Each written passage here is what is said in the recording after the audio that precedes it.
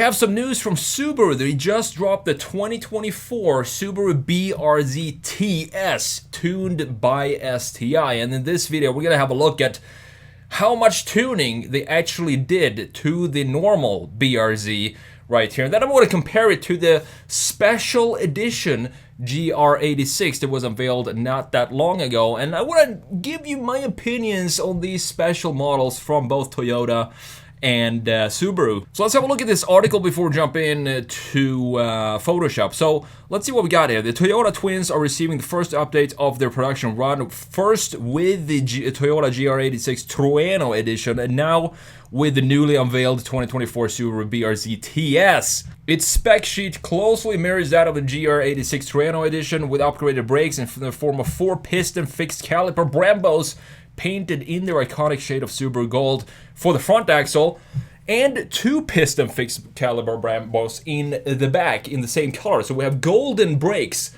in this special edition BRZ.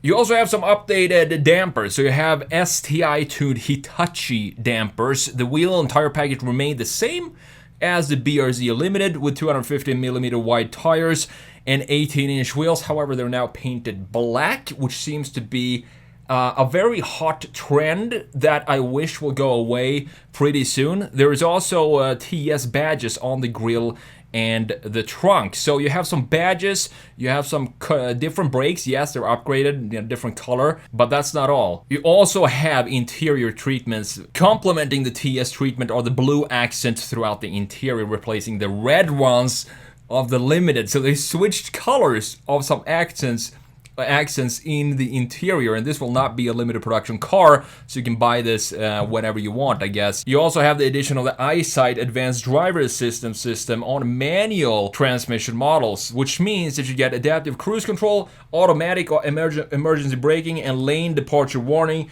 Subaru doesn't say that it has a lane keep assist, but every other Subaru model with this system does have it. And I don't care about that function because it's one of the most annoying functions ever invented in a car. I always turn that off because as soon as I get close to the borderline of the lane, the entire wheel shakes and I just want to be in control of driving. I know how to drive, I will stay awake, so I don't need a lane keep assist. But it's fantastic that it's now offered with the manual BRZ. So let's jump into Photoshop here. I made this little collage for you so you can see the differences between the GR86 Special Edition right here. I love the name Special Edition, very unique and creative. Let's make it green instead so you can see the lines better. And to the left side, you do have this BRZ tuned by STI that was just unveiled today. And as you can see here, there are a couple of differences. These are essentially the same car underneath. It's the same power as before, 228 horsepower from a Boxer 4-cylinder. 0 to 60 in both these cars is around 6.2 seconds or something like that.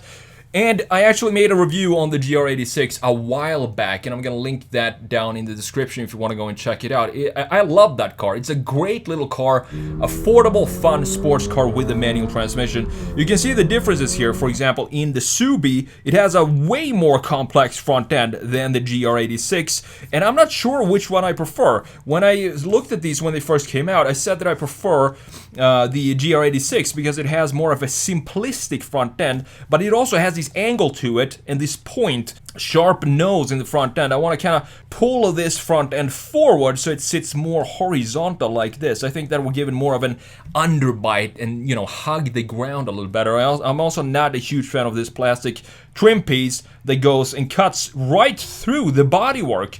I want to have this stopped right here. We need to stop this thing from moving into and cutting into the base framing of the front end. Because in my opinion, cutting through it into the ground like this, it just makes this area look a little weaker. I want to have a solid foundation of body color going across the lower section. But I do think that the BRZ actually it's starting to look maybe even better than the GR86. I'm not sure. I might have been, gotten used to this complex styling that we have in cars, that this doesn't look too complex anymore when we have BMW and Mercedes going nuts with their type of styling, and Kia and Hyundai as well. I mean, everybody's going into it. It feels like every single car brand right now are just reinventing themselves when it comes to design, and it's a very exciting time to, analyze car designs like I'm doing, because there are so many new things coming out pretty much every single day. So look at the side view here.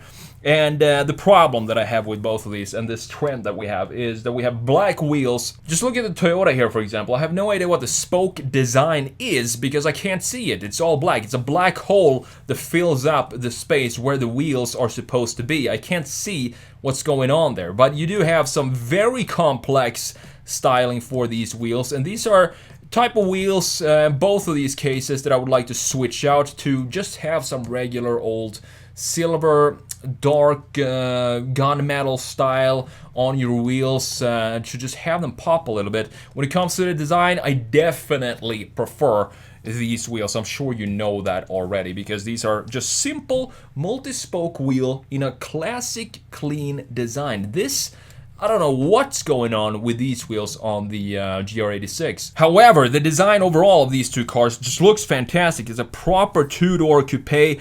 I do like that they added this little added ducktail on the GR86, and the rear end of these two cars, which you're gonna have a look at it down here, is just one of the really clean looking rear end with the graphics of the taillights integrated in this gorgeous sculpted diffuser up top with the two exhaust pipes and the tiny diffuser in the bottom. It looks fantastic. However, this being a sort of tuned by STI, to me, what that would mean is add a little bit more power, maybe 228 horsepower stock. If you want to have a special edition, add a little power to it. Make it 250 or something like that. Doesn't have to be anything crazy.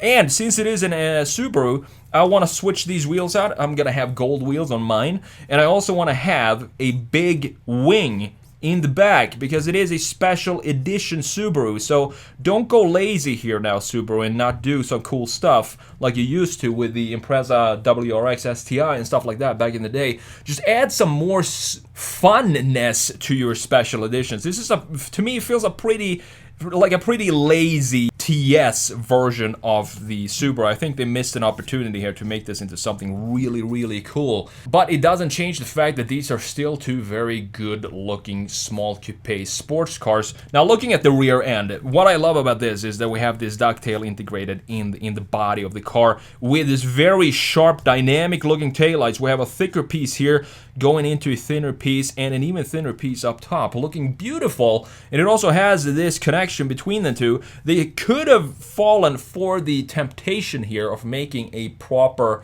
light bar, but then we have too many trends going on. We have the black wheels and we have the light bar in the same car. It's gonna be, a little bit too 2020 for me. So I'm glad that they didn't put the light bar in there when these first came out. And you can see the added ducktail here for the spoiler on the GR86 just lifts this up further and creates a much more aggressive ducktail in the rear, looking fantastic. And we have some nice lines in the bumper as well. And we have these Supra graphics that also came on this, I can't remember the name of the Supra. I think it was a blue Supra, the model, the press photos. It also had the same type of graphics that we have here. I'm not sure the historical connection between this type of graphics and what connection it has with Toyota. I'm sure one of you know, and you can mention that in the comments if there even is one, because I've seen it on several Toyotas these days. Moving further down, you can see that we have this not so aggressive diffuser. Sticks up pretty far here, but I think that suits this car because it is a pretty tall rear end. So let's just cut out some of the graphics visually, or some of this height, by adding a big solid diffuser with this plastic in the bottom with the black tail pipes, looking fantastic, and the reverse lights located down there. The interior looks pretty much identical between these two, and personally, like when companies do these type of collaborations, I'm all for it, because that means that we're gonna have more fun cars. Yes, they might drive almost exactly the same, they might look almost exactly the same, but it doesn't matter, because we need more fun cars like this. And companies these days, they don't sell a lot of these cars, which means BMW, Supra, Z4, the BRZ, GR86, we need to have collaborations in today's automotive market if we want to keep producing sports cars like this, because everybody today is buying crossover SUVs, and that seems to be the trend that keeps on going. So I don't mind having a pretty much identical interior like we have between these two cars. Which one would I buy? I would probably go with the GR86 and just switch out the wheels.